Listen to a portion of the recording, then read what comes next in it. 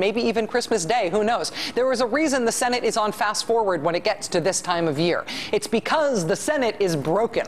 And the only means by which Republicans can be moved to allow the Senate to function is to threaten to make them work instead of going home when they want to go home. That is not the way it is supposed to work. The thing is broken.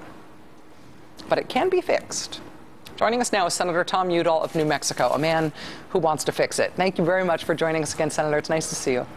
Thank you, Rachel. Great to be with you. You made a strong case there, no doubt about it. Well, do you think that the Senate is broken, or do you think I'm overstating it? Oh, no. I don't think you're overstating it. It is a very broken, dysfunctional institution. And right to the heart of what you're talking about is we lurch from one filibuster to the next. We waste an incredible amount of time. A filibuster used to be something that was extraordinarily rare. You know, in LBJ's days, back in the 1954 to 61 period, he only had to cut, and this is 6 years, cut one filibuster off in that period. This year, Harry Reid had to cut off 84. So, you know, they've taken something that's incredibly rare, and they've now turned the institution into a supermajority institution. And you just can't govern with supermajorities. It's just not going to work that way. People get very nostalgic for the arm-twisting effectiveness of LBJ.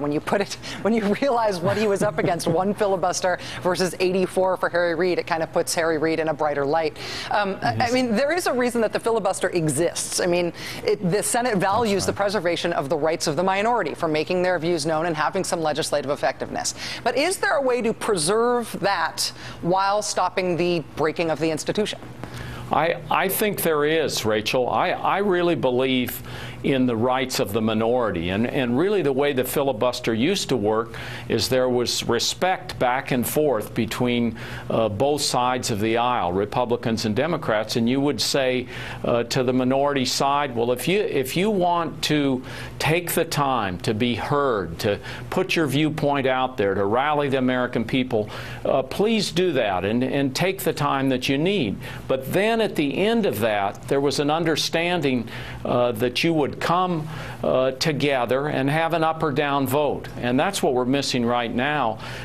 From filibuster to filibuster, we vote maybe most of the time because we don't even get onto the bill. And all the things that you've named, from the DREAM Act to the Defense Department authorization to Don't Ask, Don't Tell, we could have done these a long time ago, but there was a filibuster going on, preventing us from getting to a yes or no vote.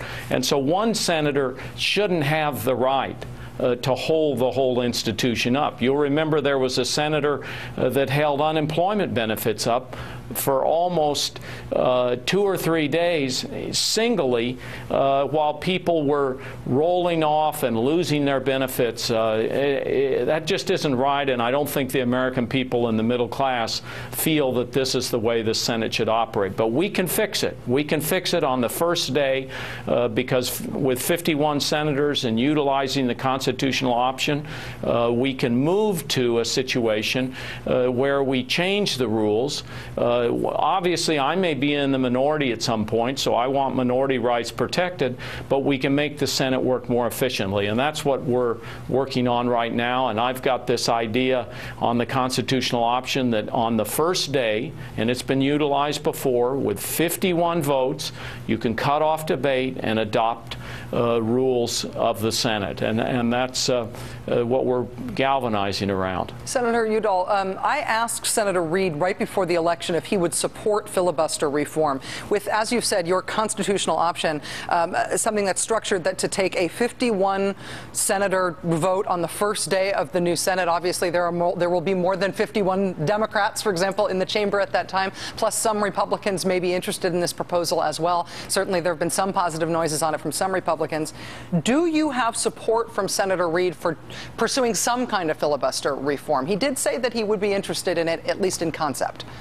No, Senator Reid has spoken several times, I think, very passionately. One of the ones I remember was when he appeared at Netroots Nation, and he talked about abuse of the spitball and abuse of the four-corner rule in basketball, and he said they banned those. And he said, you know, this abuse is unprecedented. We have to do something about it. And so he has assigned a number of task forces to take a look at the rules and come back. We're going to meet this Thursday in a Democratic caucus. If we can't get it done on Thursday, we're going to meet again on Friday, and we're going to try to hammer out what 51 senators would like to see. But none of that can happen, any of those changes that we come to a conclusion on, unless we utilize that constitutional option, which works on the first day, 51 votes, cut-off debate, 51 votes to adopt the rules. Now, I hope the Republicans join us. You know, you've mentioned there are some Republicans out there, and we want to reach across the aisle, and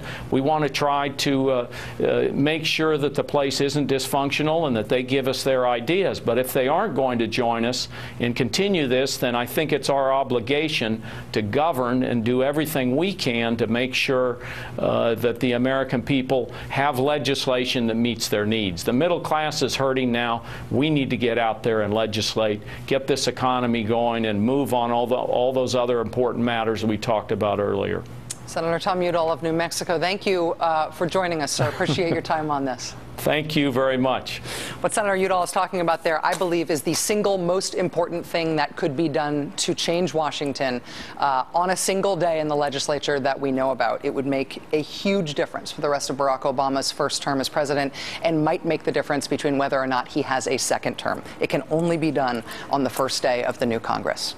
All right, since Christmas time is the new rush hour in Washington, there is a lot going on.